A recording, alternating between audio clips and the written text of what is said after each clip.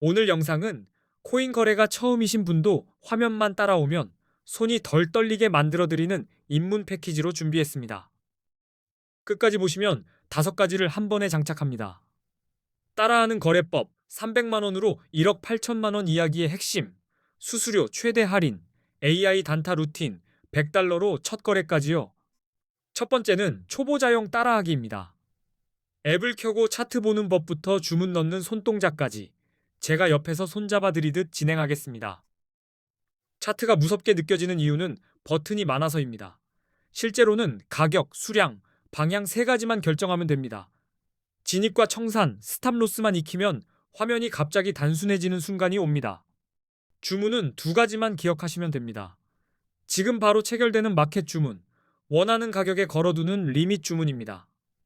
리밋은 메이커가 될 때가 있어 수수료에도 유리하고 진입 가격도 더 예쁘게 잡히는 편입니다. 그리고 레버리지는 확대경입니다. 수익도 손실도 같이 커집니다.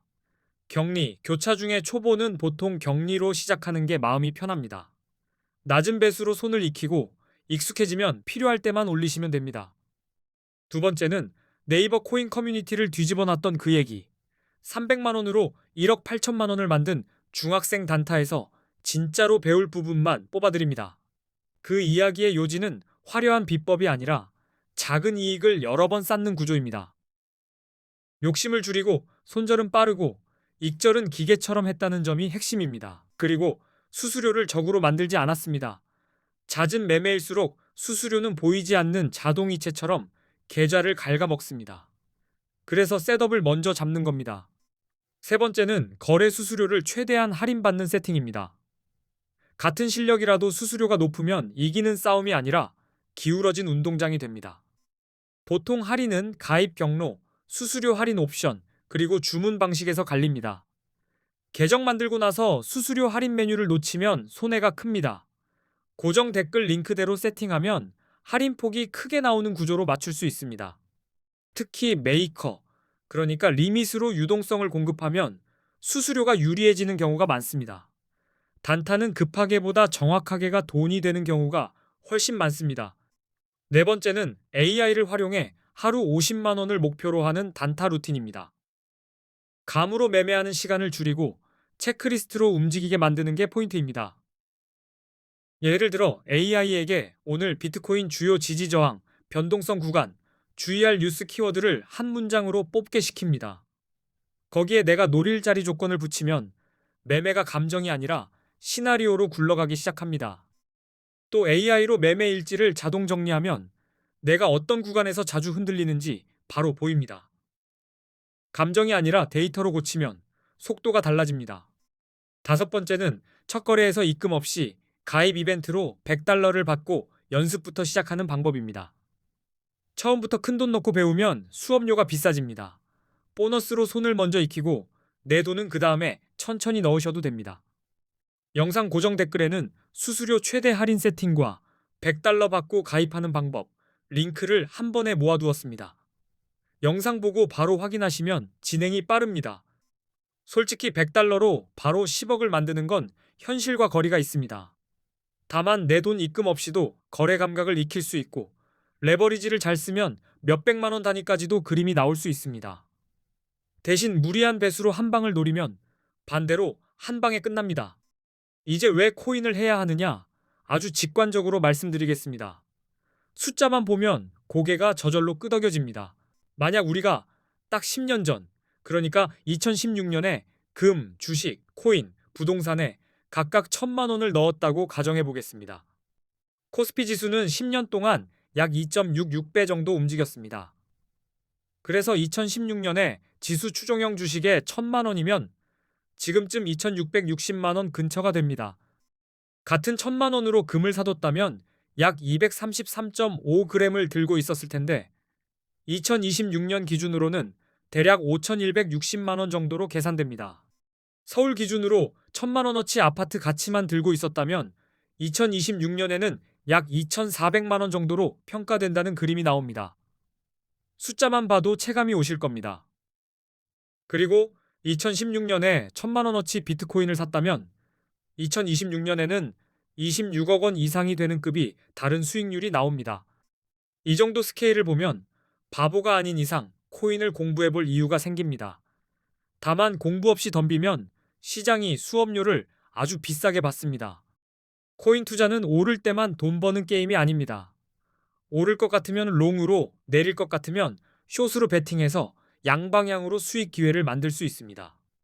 게다가 지금은 가상자산 소득 과세가 2027년 1월 1일 이후 양도분부터 적용될 예정이라 2026년까지는 세금 부담이 상대적으로 덜한 편입니다. 그리고 해외 거래소에는 레버리지 기능이 있습니다. 국내는 제한이 많지만 해외는 100배까지도 열려 있는 곳이 있어 작은 돈으로도 큰 포지션을 운용할 수 있습니다. 그래서 더더욱 리스크 관리가 기본값이 됩니다. 예를 들어 50만 원에 레버리지 10배를 쓰면 500만 원 규모로 움직입니다. 100배면 5천만 원 규모입니다. 포지션이 커질수록 청산가가 가까워지니 진입 전에 손절가와 목표가를 먼저 정해두셔야 합니다. 30억 넘는 자금으로 투자하시는 분은 레버리지가 굳이 필요 없을 수 있습니다. 하지만 작은 자금으로 속도를 내고 싶은 분들은 레버리지 없이 큰 수익을 노리기 어렵다고 느끼는 경우가 많습니다. 그래서 코인 거래의 첫걸음이자 가장 중요한 건 어느 거래소를 쓰느냐입니다. 거래소가 불편하면 실력보다 먼저 지칩니다. 요즘 한국 투자자들이 국내를 넘어 해외 거래소로 이동하는 흐름이 강합니다. 단순 유행이 아니라 이유가 뚜렷합니다. 첫째 이유는 레버리지입니다. 국내는 막혀 있는데 해외는 100배까지 가능한 곳이 있으니 50만 원으로도 5천만 원급 포지션을 잡는 게 이론상 가능합니다. 둘째 이유는 수수료입니다. 같은 매매를 해도 국내보다 해외가 싸게 느껴지는 경우가 많아서 단타러일수록 차이가 크게 체감됩니다. 셋째 이유는 세금 이슈입니다. 과세가 본격화되면 구조가 달라질 수 있으니 투자자들이 미리 제도 변화를 의식하고 움직이는 겁니다. 한국인들이 많이 쓰는 해외 거래소, 그리고 가입 시 100달러 지급 이벤트를 하는 곳 정보는 고정 댓글에 적어두었습니다. 필요한 분은 그쪽부터 확인하시면 됩니다. 이제 수수료가 얼마나 무섭게 새는지 숫자로 보여드리겠습니다. 대형 거래소 기준 거래 수수료가 0.055%라고 가정해 보겠습니다. 1,000만 원으로 단타를 친다고 가정하고 20배 레버리지로 포지션 크기가 2억 원이 되면 수수료가 한 번에 끝나지 않습니다. 진입과 청산을 합치면 비용이 확 늘어납니다. 왕복 기준으로 한 번 거래에 약 22만 원이 수수료로 빠질 수 있습니다. 수익을 내기도 전에 수수료가 먼저 월급을 받아가는 셈입니다. 하루에 10번만 반복해도 220만 원이 수수료가 됩니다. 이쯤 되면 매매 실력이 아니라 수수료와 싸우는 게임이 됩니다. 그래서 수수료가 비싸면 절대 이길 수 없는 구조가 됩니다. 단타를 하실수록 수수료가 저렴한 거래소를 고르셔야 합니다. 이제 네 곳의 대형 거래소와 제가 A 거래소라고 부르는 곳을 비교해 보겠습니다. 기준은 수수료, 사용 편의성, 한국어 지원, 레버리지 배수, 원화 입금 가능 여부 이렇게 5가지입니다. 초보는 원화 입금과 상담에서 시간을 제일 많이 잡아먹습니다. 먼저 수수료부터요.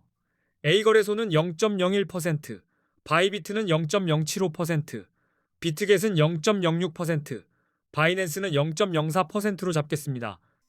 사용 편의성은 개인차가 있지만 버튼 배치와 주문 흐름이 단순할수록 초보자에게 유리합니다. 오늘 영상의 따라하기 파트에서 그 기준으로 화면을 같이 보겠습니다.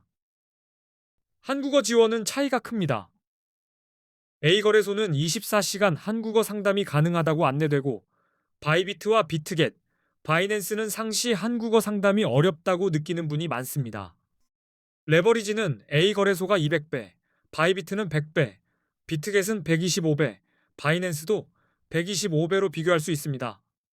원화 입출금은 A거래소는 가능하다고 안내되고 바이비트와 비트겟, 바이낸스는 원화 지급금이 어려운 편이라서 초보자들이 첫 입금에서 막히는 경우가 많습니다.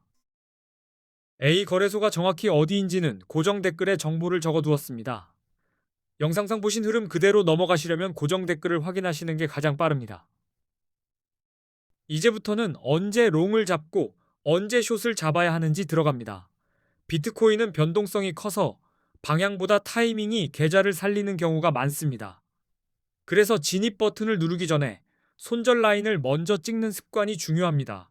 롱 포지션은 비트코인 가격이 오를 거라고 보고 진입하는 매수 베팅입니다.